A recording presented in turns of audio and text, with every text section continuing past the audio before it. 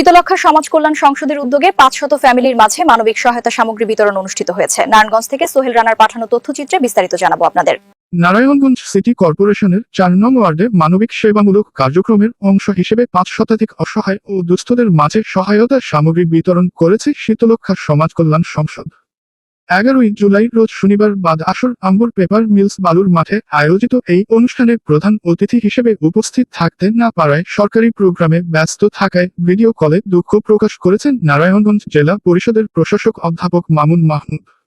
শীতলক্ষা সমাজ কল্যাণ সংসদের প্রতিষ্ঠাতা ও সভাপতি ৪ নং ওয়ার্ড কাউন্সিলর পদপ্রার্থী মুফতি জাকারিয়া আল ফরহাদের সভাপতিত্বে অনুষ্ঠানে প্রধান আলোচক হিসেবে উপস্থিত ছিলেন জমিয়তে উলামায়ে ইসলাম বাংলাদেশ নারায়ণগঞ্জ জেলা শাখার সাধারণ সম্পাদক মাওলানা ফেরদাউসুর রহমান।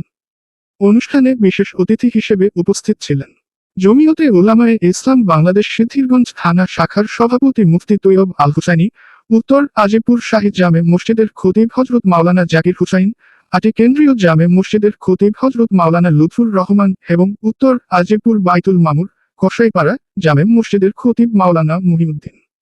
অনুষ্ঠানে আমন্ত্রিত অতিথি হিসেবে আরও উপস্থিত ছিলেন সিদ্ধিরগঞ্জ বাজার সিদ্দিকিয়া ইসলামিয়া মাদ্রাসার মুতামিম হযরত মাওলানা মুফতি শফিকুল ইসলাম, বাইতুল আকসা জামে মসজিদের খতিব হযরত মাওলানা রায়হানুদ্দিন রাফি, আওলাবন মসজিদের নূর জামে মসজিদের খতিব মাওলানা আহরুফ এবং মনোয়ার জুট জামে মসজিদের খতিব মুফতি ফয়সাল আহমদ।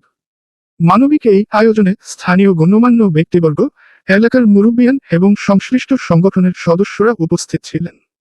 অনুষ্ঠানের বক্তারা শীতলক্ষা সমাজ কল্যাণ সংসদের এমন মহতী উদ্যোগের ভূয়সী প্রশংসা করেন এবং ভবিষ্যতে অসহায় মানুষের পাশে দাঁড়াতে সমাজের বিত্তবানদের এগিয়ে আসার আহ্বান জানান। গুনাহ ছেড়ে দেওয়ার তৌফিক দান করেন, কবুল ও মঞ্জুর করে নেন। ওয়ার্ডবাসীর সেবা করার তৌফিক দান করেন, আরো বিস্তৃত করার, আরো বেগবান করার তৌফিক দান করেন। ভাই সে ব্যবস্থা আপনি করে দেন আল্লাহ। আজকের তাকাব্বাল মিন্না ইন্নাকা আনতাত তাওয়াবুর রহিম। সুবহান রাব্বিকা রাব্বিল ইজ্জাতি আম্মা ইয়াসিফুন ওয়া সালামুন আলাল মুরসালিন ওয়ালহামদুলিল্লাহি রাব্বিল আলামিন। আপনাদের কাছে আমি দোয়া প্রার্থী এবং শীতলক্ষা সমাজ কল্যাণ সংসদের পক্ষ থেকে প্রধান অতিথি, বিশেষ অতিথি, প্রধান আলোচক এবং স্থানীয় গণ্যমান্য ব্যক্তিবর্গ এবং আপনারা সবাই কষ্ট করে এখানে এসেছেন। আল্লাহ পাক আপনাদেরকে উত্তম বদলা দান করুন। আকাশের অবস্থা যেহেতু ভালো না, আমি আর কথা বেশি লম্বা করলাম না। খিদমতের ময়দানে যেন আমি চালু রাখতে পারি, আল্লাহ রাব্বুল আলামিন যেন আমাকে সেই তৌফিক দান করেন। আসসালামু আলাইকুম ওয়া রাহমাতুল্লাহি ওয়া বারাকাতুহু। বিশেষ করে যার কথা না বলতেই নয়, শীতলক্ষা সমাজ কল্যাণ সংসদের সকলে মনে রাখবেন একটা বিষয়, আরেক চলে আসতেছে। সুতরাং যে সমস্ত ভাইয়েরা ভুল ধারণা বশত এবং ভুল কেন এটা পূর্ব থেকে চলে আসতেছে, আপনাদের কাছে আমি দোয়া প্রার্থী এবং শীতলক্ষা সমাজ কল্যাণ সংসদের পক্ষ থেকে প্রধান অতিথি, বিশেষ অতিথি, প্রধান আলোচক এবং স্থানীয় গণ্যমান্য ব্যক্তিবর্গ এবং আপনারা সবাই কষ্ট করে এখানে এসেছেন। আল্লাহ পাক আপনাদেরকে উত্তম বদলা দান করুন। আকাশের অবস্থা যেহেতু ভালো না, আমি আর কথা বেশি লম্বা করলাম না। খিদমতের ময়দানে যেন আমি চালু রাখতে পারি, আল্লাহ রাব্বুল আলামিন যেন আমাকে সেই তৌফিক দান করেন। আসসালামু আলাইকুম ওয়া রাহমাতুল্লাহি ওয়া বারাকাতুহু। কর্ণধার, সাংবাদিক বন্ধুগণ, আমার সামনে উপস্থিত আমার সম্মানিত মা ও বোনেরা, আজকের যে আয়োজন, এই আয়োজনকে ইসলাম সর্বোচ্চ সম্মানজনক অবস্থান, এটা ছিল সবচেয়ে গুরুত্বপূর্ণ একটি মিশন। দ্বিতীয় নাম্বার কথা, আজকে একজন ওলামায়ে কেরাম সামাজিকভাবে যদি সমাজের কাজকর্ম করার জন্য সামনের দিকে অগ্রসর হয়, এটা তো খুশি হওয়ার কথা। আলেমরা সামাজিক কাজে অগ্রসর হচ্ছে, এটা সবচেয়ে বেশি খুশি হওয়ার কথা। কেন? কোনো জিনিস যদি বন্টনের দায়িত্ব দেওয়া হয়, সেই বন্টনের দায়িত্বটা যদি সমাজের সবচেয়ে ভালো মানুষের কাছে যায়, তাহলে প্রত্যেকটি মানুষ তার ন্যায্য অধিকার তার ঘরে বসে পাবে। যদি এই বন্টনের কাজ অন্য কোনো মানুষের কাছে যায়, তাহলে এটা প্রত্যেকটা মানুষ তার ঘরে গিয়ে পৌঁছবে না। সবচেয়ে বেশি সমাজের মধ্যে এই অবক্ষয়। আজকে যিনি আজকের এই আয়োজন করেছেন, আমরা শুনেছি তিনি প্রতি মাসে এরকম একটা আয়োজন করে থাকেন। এটা খারাপ দৃষ্টিতে দেখার তো কোনো অবকাশ নেই। সামনে নির্বাচন আসছে, নির্বাচন হবে, সিটি কর্পোরেশন নির্বাচন হবে। এই 4 নম্বর ওয়ার্ডে এর আগেও তো নির্বাচন হয়েছে, সবাই তো আর পাশ করে নাই, পাশ করবে একজন। সবাই তো আর কাউন্সিলর হবে না। আমরা শুনতে পাই, আমরা দেখতে পাই, এখনই জাকারিয়া আল ফরহাদের সাথে খুব অন্যভাবে নজর দিয়ে তাকায় মৌলবী মানুষ দেখা, যে হুজুর মানুষ উনি কেন এখানে। আসলে হুজুর মানুষ কোনো ফ্যাক্টর না, ফ্যাক্টর হচ্ছে যারা আজকে ওনাকে অন্য নজরে দেখছে, ওনারা এই 4 নম্বর আসনে প্রত্যেকটা জায়গায় তথ্য নিয়ে দেখেছে ওনার জনপ্রিয়তা আছে। এই আমরা তো একসাথে সমাজের মধ্যে বসবাস করি, একসাথে চলি আমরা সমাজের মধ্যে। জাকারিয়া আল ফরহাদ এই 4 নম্বর আসনের কৃতি সন্তান। জাকারিয়া আল ফরহাদ তিনি আপনার ভাই, তিনি আমার ভাই, তিনি এই সমাজের মানুষ।